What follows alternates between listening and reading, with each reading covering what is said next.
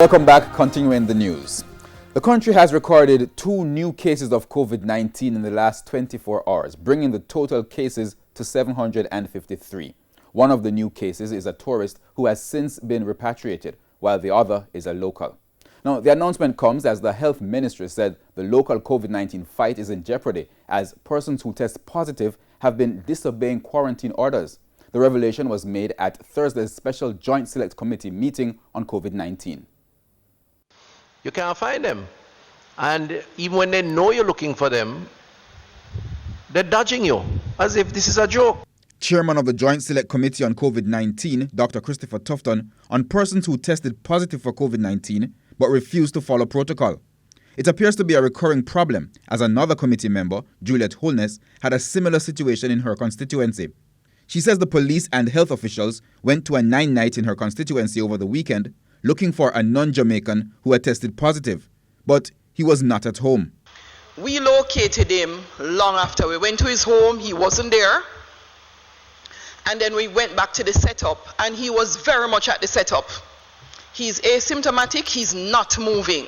He was at the funeral the following day with a lot of persons. Community spread has slowed in recent weeks, which prompted the government to begin reopening several sectors and increasing the limit on gatherings.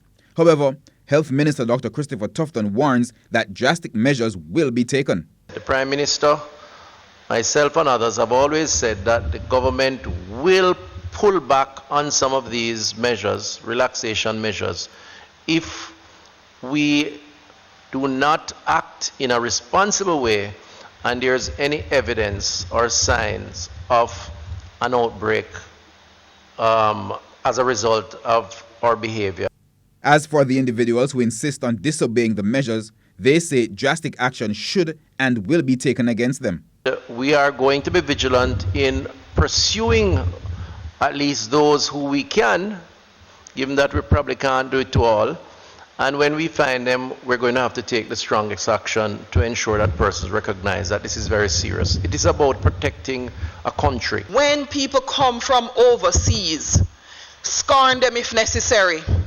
If you realize that they should be quarantined and they are up and out, and they could tell me, he was at the gas station and I saw him with Master Joe, who is 80 years old, driving around in the car. And the guy was adamant, look, I don't have any symptoms and I am not moving. We need to take our health in our hands as well, because we cannot just depend on the state to enforce the law. Dr. Tufton has also committed to increasing educational efforts for the public to get persons to obey the measures.